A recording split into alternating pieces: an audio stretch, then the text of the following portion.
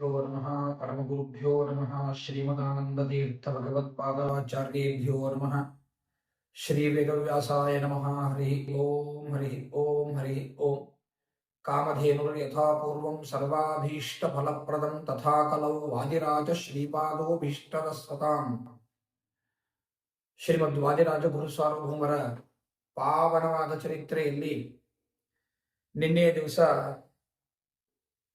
ನಾವು ವಾದಿರಾಜ ಗುರುಸಾರ್ವಭೌಮರ ಅವತಾರದ ಕಥೆಯನ್ನ ತಿಳಿದಿದ್ದೇವೆ. ವಾಗೀಶತೀರ್ಥ ಶ್ರೀಪಾದಂಗಳವರ ಅನುಗ್ರಹವನ್ನು ಪಡೆದು ಮಗನನ್ನ ಮನೆಗೆ ಕರೆದುಕೊಂಡು ಬಂದ ರಾಮಾಚಾರ್ಯ ದಂಪತಿಗಳು ಬಹಳ ಸಂತೋಷದಿಂದ ಕಾಲ ಕಳೀತಾ ಇದ್ದಾರೆ. ಮಗು ತುಂಬಾ ಬುದ್ಧಿವಂತ, ಅವನ ದೇಹದ ಸೌಂದರ್ಯ ಹೇಗಿತ್ತು ಅಂತ ವರ್ಣನೆ ಮಾಡುತ್ತಾರೆ. ಅತ್ಯಂತ ಸುಂದರವಾದ ನಯನ ಮನೋಹರವಾಗಿರ್ತಕ್ಕಂತಹ ಒಟ್ಟಾರೆ ರೂಪ. ಕಪ್ಪನೆಯ ಕೂದಲು, ಗುಂಗುರು ಕೂದಲುಗಳಿತ್ತಂತೆ, ಕೆಂಪಾದ ತುಟಿಗಳಿತ್ತು, ಬಂಗಾರದ ಮೈ ಬಣ್ಣ, ಜೊತೆಗೆ ವಯಸ್ಸು ಮೀರಿದ ದಷ್ಟಪುಷ್ಟತೆ. ಆ ಕಣ್ಣುಗಳು, ಆ ನೀಳವಾದ ಮೂಗು, ಅದೆಲ್ಲವನ್ನೂ ಕೂಡ ನೋಡ್ತಾ ಇದ್ರೆ ನೋಡುವರಿಗೆ ಮತ್ತೆ ಆ ಮಗುವನ್ನು ನೋಡ್ಬೇಕು ಅಂತಾನೆ ಅನ್ನಿಸ್ತದಂತೆ. ಸುಮ್ಮನೆ ಕಣ್ಣು ಮುಂದೆ ಆ ಚಿತ್ರವನ್ನು ತೆಗೆದುಕೊಂಡು ಬಂದ್ರೆ ಸಾಕು. ಬಂಗಾರ ಬಣ್ಣದ ವಿಶಿಷ್ಟವಾದ ದೇಹ, ಕಪ್ಪನೆಯ ಗುಂಗುರು ಕೂದಲುಗಳು, ಕಪ್ಪಾದ ಕಣ್ಣು, ಕೆಂಪಾದ ತುಟಿ, ಆ ತುಟಿಗೆ ತಕ್ಕಂತೆ ಹೋಲುವಂತೆ ನೀಳವಾದ ಮೂಗು, ಆ ಮೂಗು ಕೂಡ ಬಂಗಾರ ಬಣ್ಣದಂತೆ ಹೊಳಿತಾ ಇದೆ. ಒಳ್ಳೆ ಯಾವುದೋ ದೇವಾಂಶ ಸಂಭೂತನು ಎನ್ನುವಂತಹ ಒಂದು ಬ್ರಹ್ಮವರ್ಚಸ್ಸು ಆ ಮುಖದೊಳಗೆ ಎದ್ದು ಕಾಣಿಸ್ತಾ ಇದೆ. ಒಟ್ಟಾರೆ ಅವಯವ ನೋಡಿದಾಗ ದಷ್ಟು ಪುಷ್ಟಾದ, ಅತಿ ದಪ್ಪನೂ ಅಲ್ಲ, ಅಸಖ್ಯ ತರತಕ್ಕಂತಹ ದಪ್ಪವೂ ಅಲ್ಲ, ಅತಿ ತೆಳ್ಳಗೂ ಅಲ್ಲ, ಹಾಗೆ ದಷ್ಟು ಪುಷ್ಟ. ಅದರ ವಯಸ್ಸಿಗೆ, ಇಷ್ಟು ವಯಸ್ಸಿಗೆ ಇಷ್ಟು ದಪ್ಪ ಇರಬೇಕು ಅಂತ ರೂಲ್ ಇರ್ತದೆ. ಅದನ್ನ ಕ್ರಾಸ್ ಮಾಡಿದ ದಪ್ಪಿತ್ತು, ಅಸಖ್ಯಕರ ದಪ್ಪ ಅಲ್ಲ, ದಷ್ಟು ಪುಷ್ಟವಾದ ಭೀಮಕಾಯದಂತಹ ಕಾಯ. ಒಂದೇ ಮಾತಿನಲ್ಲಿ ತಿಳಿಯುವುದಾದ್ರೆ ಭೀಮಕಾಯದಂತಹ ಕಾಯ. ಹೀಗೆ ವಾದಿರಾಜ ಗುರುಸಾರ್ವಭೌಮರ ದೇಹ ಇತ್ತು ಅಂತ ತಿಳಿಸ್ತಾರೆ. ಆ ಮಗುವಿನ ಆಟ ಪಾಠ ಬುದ್ಧಿ ಇವುಗಳನ್ನೆಲ್ಲ ನೋಡ್ತಾ ಕಾಲ ಕಳೀತಾ ಇದ್ರು ರಾಮಾಚಾರ್ಯ ದಂಪತಿಗಳು.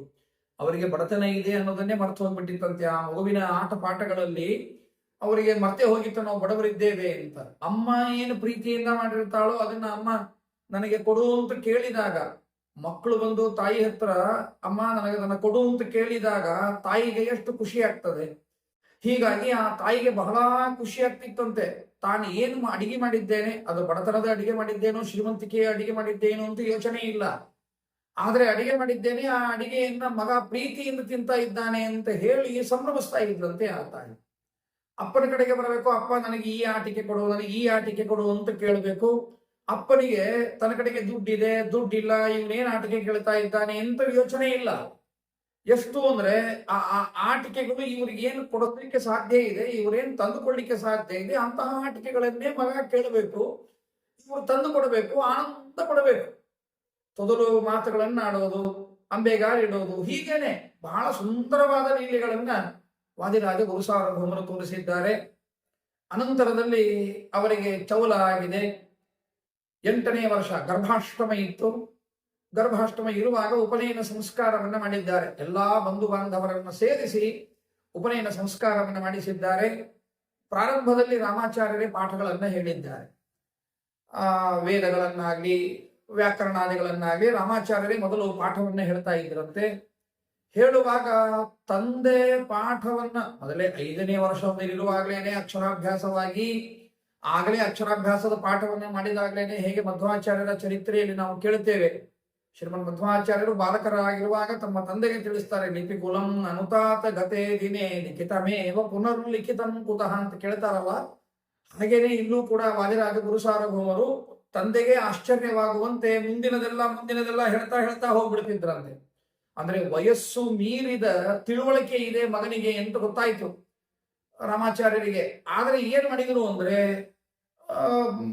ಎಲ್ಲಾ ಸಾರ್ವಜನಿಕರ ಎದುರಿಗೆ ಪಾಠ ಹೇಳಿದ್ರೆ ದೃಷ್ಟಿ ತಾಗಿತು. ಆದ್ದರಿಂದಾಗಿ ಸಾರ್ವಜನಿಕರ ಎದುರಿಗೆ ಈ ಮಗುವಿಗೆ ಪಾಠ ಹೇಳೋದು ಬೇಡ ಅಂತ ಹೇಳಿ ಏಕಾಂತದೊಳಗೆ ಪಾಠವನ್ನ ಹೇಳ್ತಾ ಇದ್ರಂತೆ ರಾಮಾಚಾರ್ಯರು. ಉಪನಯನವಾದ ಮೇಲಂತೂ ಹೆಸರಿಗೆ ಮಾತ್ರ ಗುರುಗಳು ಅಂದ್ರೆ ರಾಮಾಚಾರ್ಯರು ಸುಮ್ಮನೆ ಪ್ರಾರಂಭ ಮಾಡಿದ್ರಷ್ಟೇನೆ ವೇದ ಪಾಠವನ್ನ ಪ್ರಾರಂಭ ಮಾಡೋಣಪ್ಪ ಅಂತ ವೇದ ಪಾಠವನ್ನ ಪ್ರಾರಂಭ ಮಾಡಿದರೆ ಓಂ ಅಗ್ನಿಮಿ ಏಳೆ ಪುರೋಹಿತ ಇಷ್ಟು ಪ್ರಾರಂಭ ಮಾಡೋದೇ ತಡ.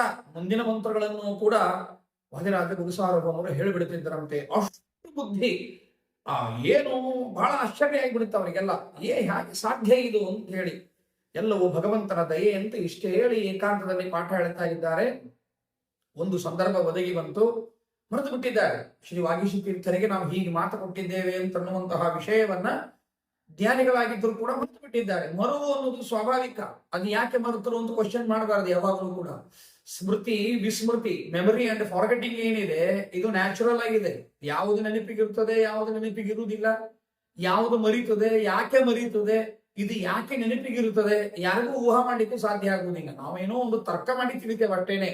ಇದು ಬಹಳ ಇಷ್ಟಪಟ್ಟಿದ್ವಿ ಆದ್ದರಿಂದ ನೆನಪಿಗೆ ಇದೆ, ಇದನ್ನು ತುಂಬಾ ಇಷ್ಟಪಟ್ಟಿದ್ದೆ ಆದರೂ ಕೂಡ ಯಾಕೋ ನೆನಪಿಗೆ ಇಲ್ಲ ಅಂತ ಹೇಳುವಂತಹ ಉದಾಹರಣೆಗಳು ಕಾಣುತ್ತದೆ. ಆದ್ದರಿಂದಾಗಿ ನೆನಪು ಮತ್ತೆ ಮರೆವು ಏನಿದೆ ಇದು ಯಾರ ಕೈಯಲ್ಲಿಯೂ ಇಲ್ಲ. ಹೀಗಾಗಿ ಪಾಪ ರಾಮಾಚಾರ್ಯ ದಂಪತಿಗಳು ಆ ವಿಷಯವನ್ನೇ ಮರೆತು ಬಿಟ್ಟಿದ್ದಾರೆ. ಒಂದು ದಿವಸ ವಿನೋದದಿಂದ ಮಗನ ಕಡೆಗೆ ಅಂತ ಬಂದಿದ್ದಾರೆ. ಮಗನು ಓಡಿ ಬಂದು ತನ್ನ ತಂದೆಯ ತೊಡೆಯ ಮೇಲೆ ಕುಳಿತಿದ್ದಾನೆ.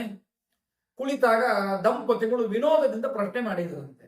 ತಾಯಿ ಅಂದಂತೆ, ಅಪ್ಪ ನೋಡು, ನಿನಗೆ ನಾನು ಇಷ್ಟನಾ ಅಥವಾ ನಿನ್ನ ತಂದೆ ಇಷ್ಟನಾ ಅಂತ ಕೇಳಿದ್ರಂತೆ.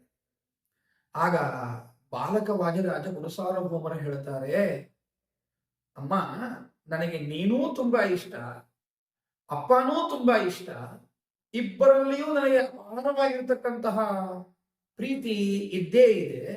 ಆದರೆ ನಿಮ್ಮಿಬ್ಬರಿಗಿಂತಲೂ ಕೂಡ ಬಹಳ ಪ್ರೀತಿ ಇರುವುದು ಭೂವರಾಹ ದೇವರಲ್ಲಿ ಪ್ರೀತಿ ಇದೆ ಅನ್ನಂತೆ. ಒಂದ್ಮೇಲೆ ದಂಪತಿಗಳಿಗೆ ಶಾಕ್ ಆಗಿದೆ. ಹಿಂದಿನ ಘಟನೆ ನೆನಪಿಗೆ ಬಂದಿದೆ. ಶ್ರೀ ವಾಗೀಶ ತೀರ್ಥ ಗುರುಸಾರ್ವಭೌಮರಿಗೆ ಈ ಮಗುವನ್ನು ಉಪನಯನ ಆದ ಮೇಲೆ ಸಮರ್ಪಣೆ ಮಾಡ್ತೀವಿ ಅಂತ ಮಾತು ಕೊಟ್ಟಿದ್ವಿ, ಮರ್ತು ಹೋಗಿದೆ. ಬಾಲಕ ಅದನ್ನ ನೆನಪಿಸಿದ. ಅಯ್ಯೋ ಏನ್ ಮಾಡೋದು ಅಂತ ಚಿಂತಾಕ್ರಾಂತರಾಗಿದ್ದಾರೆ. ಕೊಡದೆ ಹೋದರೆ ಗುರುದ್ರೋಹ.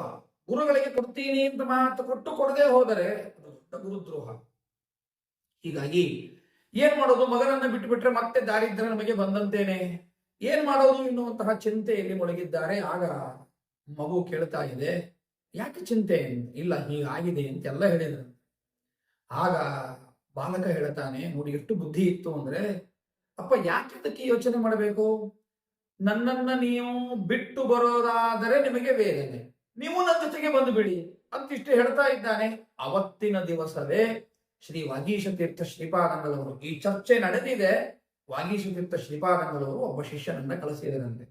ರಾಮಾಚಾರ್ಯರ ಮನೆಯಿಂದ ಆ ಮಗುವನ್ನ ಕರೆದುಕೊಂಡು ಬನ್ನಿ ಅಂತ ಕಳಿಸಿದ್ರಂತೆ. ಇವರಿಗೆ ಇನ್ನಷ್ಟು ಶಾಕ್ ಆಯ್ತು. ಚರ್ಚೆ ಅದೇ ನಡೀತಾ ಇದೆ. ಬಾಲಕ ಹೇಳ್ತಾ ಇದ್ದಾನೆ, ಒಂದು ಪರಿಹಾರ ಉಪಾಯವನ್ನ ಹೇಳ್ತಾ ಇದ್ದಾನೆ. ಅಷ್ಟರೊಳಗೇನೆ ವಾಗೀಶ ತೀರ್ಥರು ತಮ್ಮ ಶಿಷ್ಯನನ್ನ ಕಳಿಸಿದ್ದಾರೆ. ಏನ್ ಮಾಡೋದಪ್ಪ ಈಗ ಅಂದಾಗ ಬಾಲಕ ವಾದಿರಾಜ ಗುರುಸಾರ್ವಭೌಮರು ಹೇಳ್ತಾರಂತೆ, ಯೋಚನೆ ಮಾಡಬೇಡಿಯಪ್ಪ, ನನ್ನ ಜೊತೆಗೆ ನೀವು ಬನ್ನಿ. ನೀವು ಬಂದ್ರೆ ಏನು ಗುರುಗಳು ಬೇಡ ಅಂತಾರ? ನಿಮಗ್ ನಾನು ಬಿಟ್ಟಿರ್ಲಿಕ್ಕೆ ಆಗೋದಿಲ್ವಲ್ಲ, ಯೋಚನೆ ಮಾಡಬೇಡಿ, ನನ್ನ ಜೊತೆಗೆ ಬಂದ್ಬಿಡಿ, ನಾವು ಎಲ್ಲರೂ ಸೇರಿ ಮಠದಲ್ಲೇ ಇರೋಣ ಎಂಬುದಾಗಿ ಹೇಳಿದಾಗ, ಆಯ್ತು ಇದು ಒಳ್ಳೆ ಸಲಹೆ ಅಂತಂದ್ರಂತೆ. ನೋಡಿ, ಬಾಲಕ ಗುರುಸಾರ್ವಭೌಮರ ಮಾತನ್ನ ತಂದೆ ರಾಮಾಚಾರ್ಯರು ಆಯ್ತು ಅಂತ ಒಪ್ಪಿದ್ದಾರೆ. ಅಂದ್ರೆ ಸಮಸ್ಯೆಯನ್ನ ಪರಿಹಾರ ಮಾಡತಕ್ಕಂತಹ ಒಂದು ಚಮತ್ಕಾರ ಬಾಲಕರಾಗಿರುವಾಗಲೇನೆ ಈ ಮನೆಯರಲ್ಲಿ ಇತ್ತು ಅನ್ನೋದನ್ನ ನಾವು ಗಮನಿಸ್ತೇವೆ. ಸರಿ, ಬರ್ತಾರೆ, ಬಹಳ ಖುಷಿ ಆಗ್ತದೆ ವಾಗೀಶ ತೀರ್ಥರಿಗೆ. ರಾಮಾಚಾರ್ಯರ ಪ್ರಾಮಾಣಿಕತೆ ಬಗ್ಗೆನೂ ಬಹಳ ಸಂತೋಷವಾಗ್ತದೆ. ಓಡಿ ಹೋಗಿ ಮಗು ವಾಗೀಶ ತೀರ್ಥ ಶ್ರೀಪಾದಂಗಳವರ ತೊಡೆಯ ಮೇಲೆ ಕೂಡ್ತದಂತೆ. ಮಕ್ಕಳು ಹೋಗಿ ಹೇಗೆ ಓಡಿ ಬಂದು ಅಪ್ಪನ ತೊಡೆಯನ್ನ ಏರ್ತಾರೋ ಹಾಗೆ ವಾಗೀಶ ತೀರ್ಥರ ತೊಡೆಯನ್ನ ಏರ್ತಂತೆ ಮಗು. ಆಗ ಬಹಳ ಸಂತೋಷವಾಗಿದೆ. ಸಂತೋಷದಿಂದ ದೇವರಿಗೆ ನೈವೇದ್ಯ ಮಾಡಿರ್ತಕ್ಕಂತಹ ಬಾಳೆಹಣ್ಣನ್ನ ಕೊಡ್ತಾರಂತೆ. ಮಕ್ಕಳ ಆಟದಂತೆ ಬಾಳೆಹಣ್ಣನ್ನ ಆ ಮಗು ತಿಂತದೆ. ಅನೇಕ ಬಾಲಲೀಲೆಗಳನ್ನ ಗುರುಗಳ ಮುಂದೆ ರಾಮಾಚಾರ್ಯರೇ ಹೇಳಿದ್ರಂತೆ. ಗುರುಗಳಿಗೆ ಬಹಳ ಸಂತೋಷ ಆಗಿ ಪ್ರೀತಿಯಿಂದ ಆ ಮಗುವಿನ ಮುಖವನ್ನು ನೋಡ್ತಾ ಇದ್ರಂತೆ. ಇಷ್ಟೆಲ್ಲ ಆಗ್ಲಿಕ್ಕೆ ಕಾರಣ ಭೂವರಾಹ ದೇವರ ಅನುಗ್ರಹ ಇದು ಅಂತ ಹೇಳಿದಾಗ ಬಹಳ ಸಂತೋಷವಾಗಿದೆ. ಒಂದು ದಿವಸ ಮಠದಲ್ಲೇ ಕಳೆದಿದ್ದಾರೆ. ರಾಮಾಚಾರ್ಯರು ಮಾರನೇ ದಿವಸ ಗುರುಗಳ ಹತ್ತಿರಕ್ಕೆ ಬಂದು ಮಠದಲ್ಲಿ ಹಂಗಿರುವುದು ಉಚಿತವಾದದ್ದಲ್ಲ ಎಂಬುದಾಗಿ ಯೋಚನೆಯನ್ನ ಮಾಡಿ ಸ್ವಾಮಿಗಳಿಗೆ ನಮಸ್ಕಾರವನ್ನ ಮಾಡಿ, ಮಂತ್ರಾಕ್ಷತೆ ಕೊಡಿ ಸ್ವಾಮಿ, ಊರಿಗೆ ಹೋಗ್ತೇವೆ, ಆದರೆ ಆಯ್ತು ಮತ್ತೆ ನಮ್ಮ ಮನೆಯಿಂದ ಕಡು ಬಡತನದಿಂದ ಸ್ಮಶಾನದಂತೆ ಆಗಿ ಹೋಗ್ತದೆ, ಉತ್ತಮವಾಗಿರ್ತಕ್ಕಂತಹ ಮಗನ ಬಾಲಲೀಲೆಗಳಲ್ಲಿ ನಾವು ಕಾಲವನ್ನು ಕಳೆದ್ವಿ, ಇನ್ನು ಮಗ ಇರಲಾರ್ದೆ ಹೇಗೆ ಇರಲಿಕ್ಕೆ ಸಾಧ್ಯ, ನೀವೇ ಅನುಗ್ರಹ ಮಾಡಬೇಕು ಎಂಬುದಾಗಿ ಹೇಳಿದಾಗ ವಾಗೀಶತೀರ್ಥ ಶ್ರೀಪಾದಂಗಳವರು ಹೇಳ್ತಾರಂತೆ, ಯೋಚನೆ ಮಾಡಬೇಡಿ, ಈ ಮಗುವಿನಿಂದಾಗಿ ಮಧ್ವಮತ ಲೋಕೋತ್ತರವಾಗಿ ಬೆಳೀತದೆ. ಮಧ್ವಮತಕ್ಕೆ ಕಲಶಪ್ರಾಯದಂತೆ ನಿಮ್ಮ ಮಗು ಆಗ್ತಾನೆ. ಯೋಚನೆ ಮಾಡೋದು ಬೇಡ, ಕೇವಲ ನಮ್ಮ ಮನೆತನ ಅಂತ ನಾವು ಯೋಚನೆ ಮಾಡೋದು ಬೇಡ. ಈ ಮಗನಿಂದ ನಿಮ್ಮ ಮನೆತನವೂ ಉದ್ಧಾರವಾಗ್ತದೆ. ಇನ್ನೊಬ್ಬ ಇಂತಹ ಹುಟ್ಟಲಿಕ್ಕೆ ಸಾಧ್ಯನೇ ಇಲ್ಲ. ಅಂತಹ ಶ್ರೇಷ್ಠನಾದ ಮಗ ಹುಟ್ಟಿದ್ದಾನೆ ಅಂದ್ರೆ ನಿಮ್ಮ ಕುಲ ಪಾವನವಾಯಿತು, ಯೋಚನೆ ಇಲ್ಲ. ಜೊತೆಗೆ ಮಧ್ವಮತಕ್ಕೆ ಕಲಶಪ್ರಾಯದಂತೆ ಇರ್ತಾನೆ ಈ ಮಗು. ಆದ್ದರಿಂದಾಗಿ ಏನೋ ಯೋಚನೆಯನ್ನ ನೀವು ಮಾಡುವುದು ಬೇಡ. ಮದ್ದಿಗೆ ಭಟ್ಟರಿಗೂ ಕೂಡ ಶ್ರೀಮದ್ ಆನಂದ ತೀರ್ಥ ಭಗವತ್ಪಾದಾಚಾರ್ಯರನ್ನು ಬಿಟ್ಟು ಕೊಡಬೇಕಾದ್ರೆ ಇದೇ ತೆರನಾದ ನೋವಾಗಿತ್ತು. ಆದರೆ ಶ್ರೀಮದ್ ಆನಂದ ತೀರ್ಥ ಭಗವತ್ಪಾದಾಚಾರ್ಯರು ಹೇಳಿದ್ರು, ಏನೂ ಯೋಚನೆ ಮಾಡಬೇಡಿ, ನಿಮಗೆ ಒಬ್ಬ ಪಾಲಕನು ಶೀಘ್ರದಲ್ಲಿ ಹುಟ್ಟಿ ಬರ್ತಾನೆ, ಹುಟ್ಟಿ ಬಂದ ಮೇಲೆ ನಾನು ಸನ್ಯಾಸವನ್ನು ಸ್ವೀಕಾರ ಮಾಡ್ತೇನೆ ಎಂಬುದಾಗಿ ಹೇಳಿದಂತೆ ಹೀಗೆ ನಿಮಗೂ ಆಗ್ತದೆ, ಯೋಚನೆ ಮಾಡೋದು ಬೇಡ. ಈ ಮಹಾನುಭಾವ ಅವತಾರ ಮಾಡಿದ ಒಂದು ಪುಣ್ಯದ ಘಳಿಗೆ ನಿಮಗೆ ಇನ್ನೊಬ್ಬ ಮಗನು ಹುಟ್ಟಿ ಬರುತ್ತಾನೆ, ನೀವೇನು ಯೋಚನೆ ಮಾಡಬೇಡಿ ಎಂಬುದಾಗಿ ಹೇಳಿ ಮಂತ್ರಾಕ್ಷತೆಯನ್ನು ಕೊಟ್ಟುಕೊಳಿಸಿದ್ದಾರೆ. ರಾಮಾಚಾರ್ಯರು ಅಲ್ಲಿಂದ ತೆರಳಿದ್ದಾರೆ ಎನ್ನುವಲ್ಲಿ ಇವತ್ತಿನ ಉಪನ್ಯಾಸವನ್ನು ಸಂಪೂರ್ಣ. ಶ್ರೀಕೃಷ್ಣಾರ್ಪಣಮಸ್ತು, ಮಧ್ವೇಶಾರ್ಪಣಮಸ್ತು.